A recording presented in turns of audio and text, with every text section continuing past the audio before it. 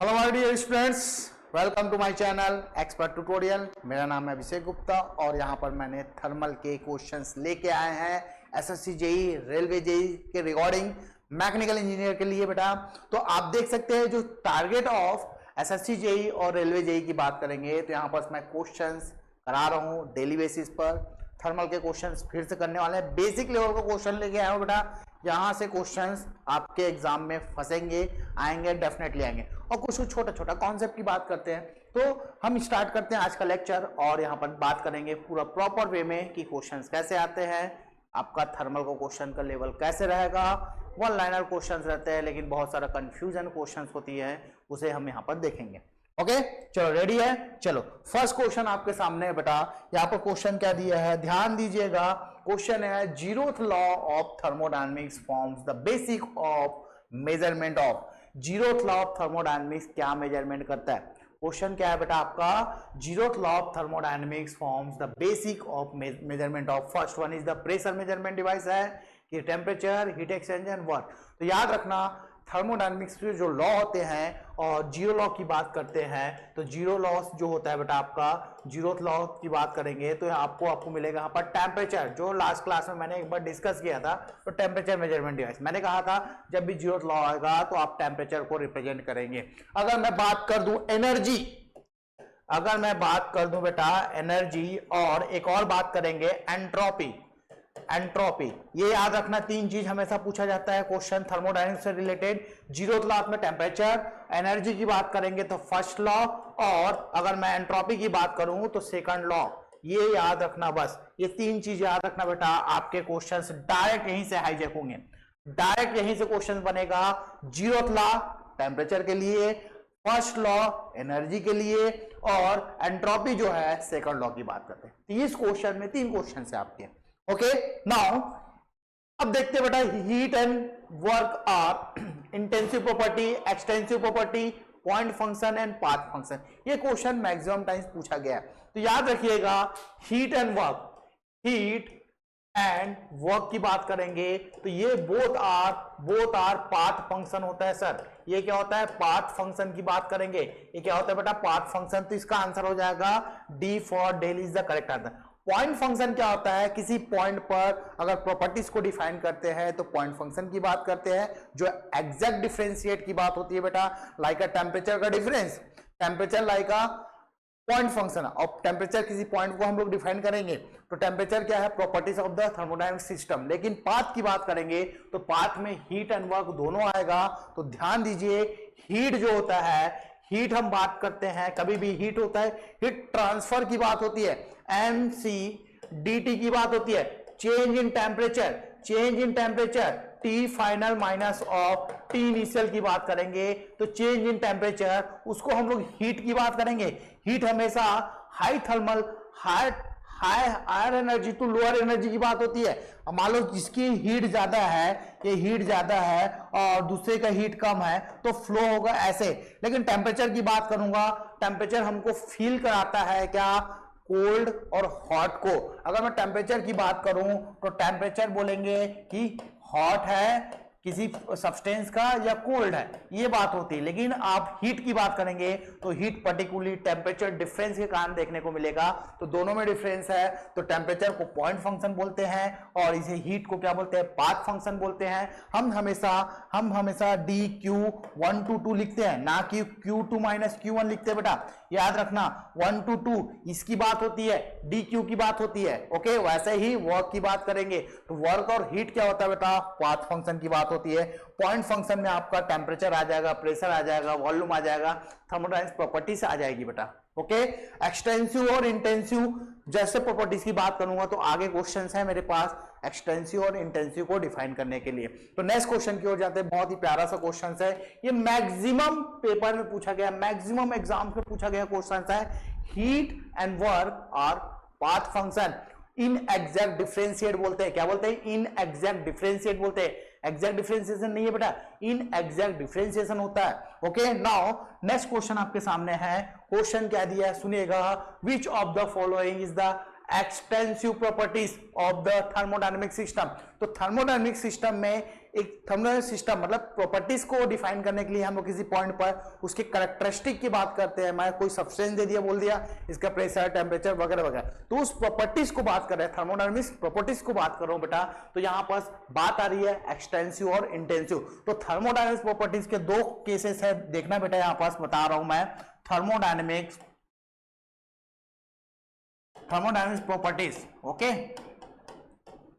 ये इसके दो टाइप्स होंगे बेटा, है ना। वन होता है आपका, एक होता है इंटेंसिव प्रॉपर्टीज, और एक होता है आपका एक्सटेंसिव प्रॉपर्टीज। एक होता है इंटेंसिव और दूसरा क्या होता है एक्सटेंसिव।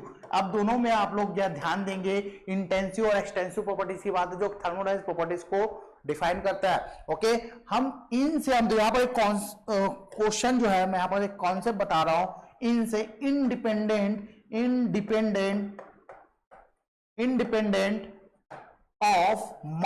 इंडिपेंडेंट ऑफ मास की बात करेंगे। और यहां पास हो गया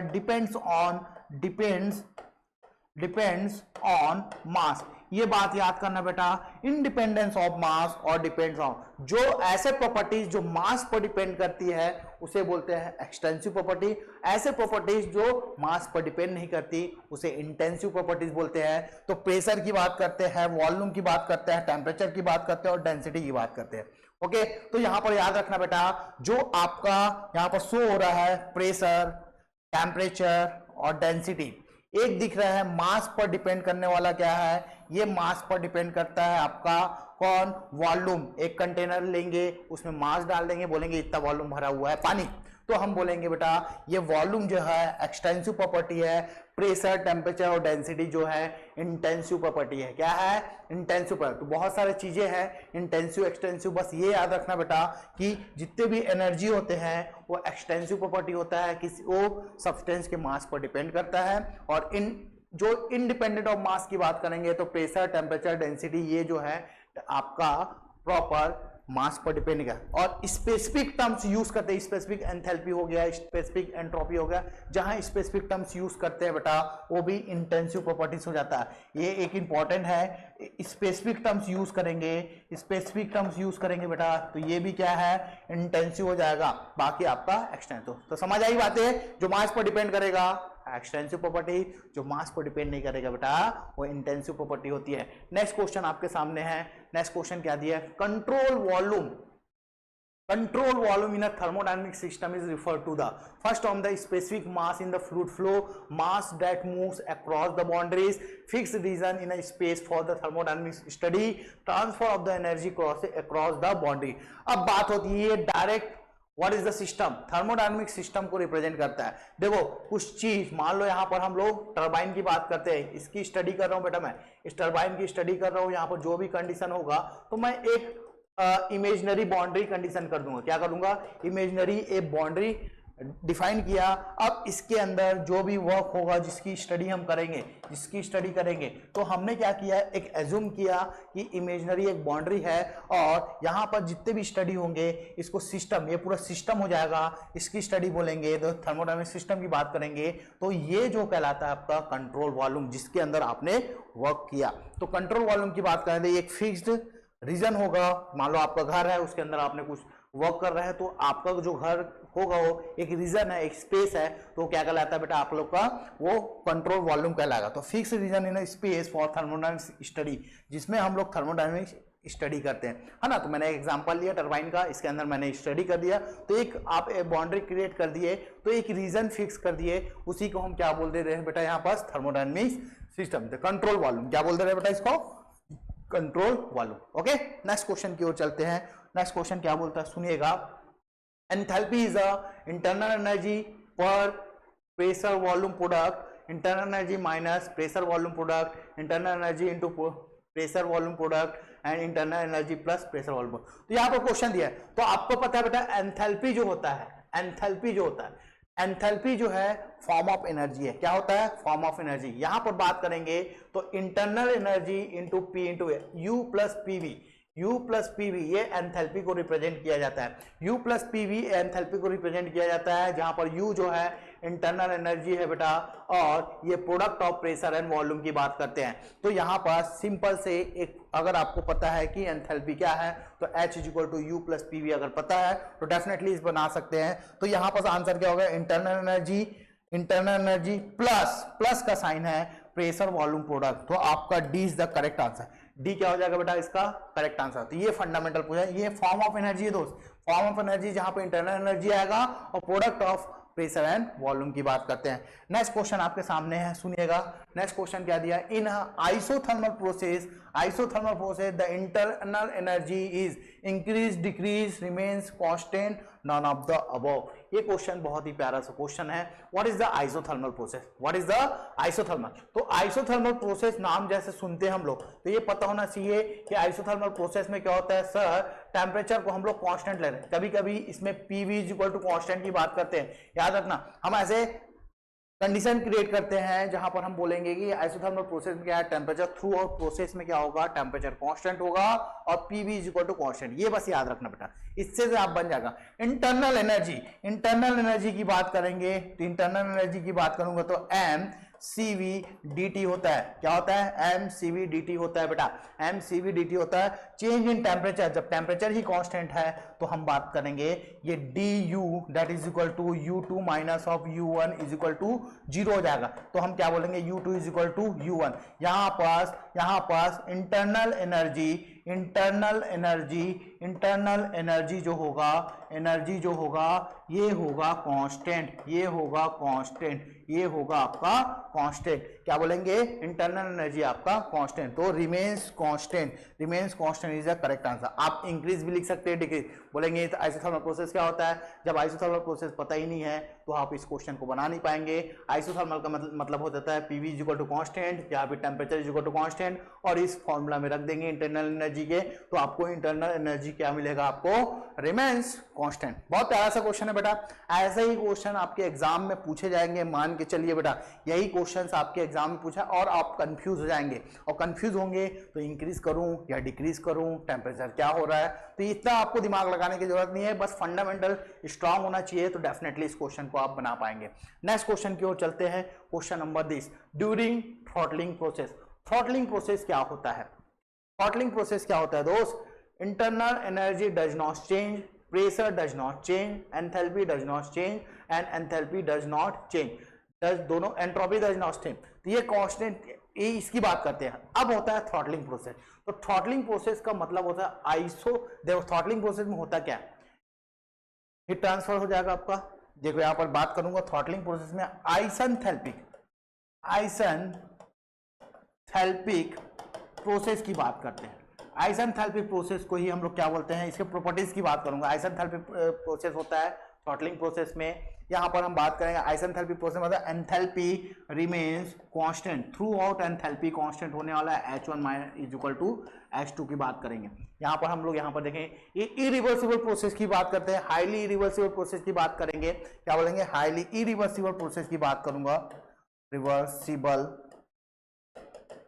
इरिवर्सिबल प्रोसेस की बात कर रहे हैं। Work done will be zero, मतलब यहां पर हीट ट्रांसफर, वर्क डन दोनों जीरो लेते हैं, हीट ट्रांसफर डी क्यू को भी जीरो ले लेता हूं मैं, वर्क डन को भी जीरो लेता हूं, ये सारे इसके प्रॉपर्टीज होते हैं। किसकी बात करता हूं मैं, आपका थ्रॉटलिंग प्रोसेस की प्रॉपर्टीज की बात है। आइसेंथैल्पिक प्रोसेस होता है जहां पर हीट ट्रांसफर, वर्क डन आपको जीरो देखने को मिलेगा, और इरिवर्सिबल प्रोसेस होता है, क्या होता है, इरिवर्सिबल प्रोसेस की बात करते हैं। तो internal energy does not change, भैया ये तो है ही नहीं क्योंकि टेम्परेचर कांस्टेंट बोले ही नहीं मैं। प्रेशर डज नॉट चेंज, इसकी बात नहीं किया हूं हम। Enthalpy does not change, entropy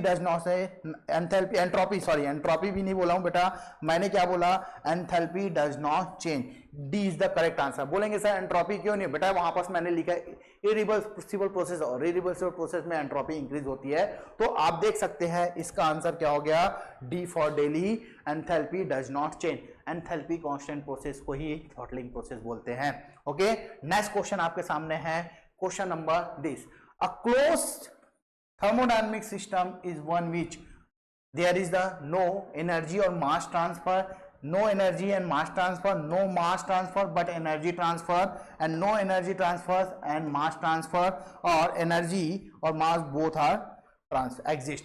अब देखो इसका याद रखना, थर्मोडायनेमिक सिस्टम में देखो, थर्मोडायनेमिक सिस्टम देखना बेटा, यहां पर थर्मोडायनेमिक्स सिस्टम, इस थर्मोडायनेमिक सिस्टम में क्या होने वाला है बेटा, दो चीजें याद रखना है, एनर्जी और मास से रिलेटेड होता है।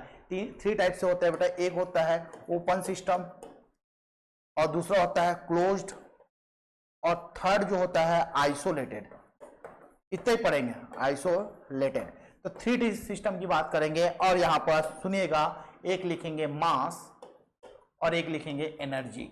दो चीज में आपका सारे कॉन्सेप्ट क्लियर हो जाएंगे। तो देखो ओपन सिस्टम में जैसे कि आप कोई कंटेनर पानी डाले और उसके ऊपर से ढक्कन नहीं लगाया, पानी अब जो हीट हुआ वेपराइज होकर बाहर चलेगा, मतलब एनर्जी का ट्रांसफर हो रहा है, मास का भी ट्रांसफर। तो मास और एनर्जी दोनों का अगर ट्रांसफर होता है, उस सिस्टम को बोलते हैं ओपन सिस्टम। लेकिन अब दूसरी बात, क्लोज सिस्टम में क्या होगा, सिर्फ एनर्जी का ट्रांसफॉर्मेशन होगा, मास का ट्रांसफॉर्मेशन है, उसके ऊपर आप लोग पतीले से ढक दीजिए तो वेपोराइज होके, ड्रॉपलेट होके, कंडेंसेस होके पानी वहीं गिर जाता है, तो आउटसाइड मास नहीं गया। तो उस केस में क्या होता है, तो mass does not change, does not cross the boundary, but energy will be transfer, ये एग्जिस्ट करता है। बात करेंगे आइसोलेटेड, थर्मस की बात करते हैं, ना एनर्जी ट्रांसफर होता है ना मास ट्रांसफर होता है। आप देखेंगे जितना अमाउंट ऑफ वाटर गर्म या ठंडा लेके गए उतना ही आपको मिलने वाला है, टेम्परेचर भी डाउन नहीं होता, सम अमाउंट ऑफ होता है, बस वो थर्मस की बात करेंगे, दोनों क्या होगा, ट्रांसफर नहीं होगा। तो ये बात से आप सारे क्वेश्चंस को बना सकते हैं, बहुत ही प्यारा कॉन्सेप्ट मैंने यहां पर बताया। अब देखते हैं इसका आंसर क्या होगा। तो यहां पर बोला गया क्लोज सिस्टम, और क्लोज सिस्टम में मैंने आप लोग को अभी जिक्र किया है, क्या होता है क्लोज सिस्टम में, मास का ट्रांसफॉर्मेशन नहीं होता और एनर्जी का ट्रांसफॉर्मेशन होता है। तो नो एनर्जी और मास ट्रांसफर, ये तो भैया आइसोलेटेड सिस्टम की बात कर देंगे। There is no mass transfer but energy transfer exist, B is the correct answer, B is the correct answer. पहला केस में नो एनर्जी और मास ट्रांसफर की बात कर दिए, तो ये आइसोथर्मल आइसोलेटेड की सिस्टम की बात कर देंगे भैया, no energy transfer but mass transfer की बात की, ये तो ऐसे कुछ बताया नहीं है, और बोथ ट्रांसफर की बात है, ओपन सिस्टम की बात। तो बात समझ आ गई। ऐसे क्वेश्चंस आप लोग के पूछे जाते हैं, बच्चे कंफ्यूज हो जाते हैं, बच्चे क्या हो जाते हैं इसमें, कंफ्यूज हो जाते हैं। और बहुत ही प्यारा सा क्वेश्चन था। लास्ट क्वेश्चन आपके सामने है, देखते हैं यहाँ पर, which of the following is an intensive property. Intensive, इनसे क्या बोला था बेटा, independent of mass, independent of mass की बात करेंगे, जहां पर मास पर डिपेंड नहीं करता। तो देखो temperature, pressure, volume, both temperature and pressure. देखो वॉल्यूम जो है बेटा, अभी हम लोग देखे हैं, मास पर डिपेंड करता है। किस पर डिपेंड करता है, मास पर। प्रेशर और टेम्परेचर जो है मास पर डिपेंड नहीं करता, तो दोनों आपका ऑप्शन होगा। तो यहाँ both temperature and pressure are correct answer for this question. तो बेटा ये बेसिक थर्मोडायनेमिक्स के क्वेश्चंस हैं, बेसिक लेवल के क्वेश्चंस हैं, जहां पर सिस्टम, सराउंडिंग, बाउंड्री वगैरह सारी चीजें आपको बताई गई है, और बहुत मजा आया होगा आप लोग को। तो जितना हो सके इस वीडियो को आप शेयर करेंगे, सब्सक्राइब कीजिए, लाइक कीजिए, और आप कमेंट करके बताइए कि कौन सा सब्जेक्ट का आपका क्वेश्चन चाहिए, क्योंकि target SSC JE, railway JE और ऑल स्टेट एई जेई की बात करेंगे, सारे चीजें यहां पर कवर कर रहा हूं। थर्मोडायनेमिक्स का क्वेश्चन में बच्चे कंफ्यूज होते हैं, बशर्ते आप वीडियो लेक्चर देख लेंगे तो डेफिनेटली उस टॉपिक से क्वेश्चन कहीं नहीं जाएगा। तो thank you so much, next video में मिलेंगे, कुछ और लेके आऊंगा। Okay, bye bye.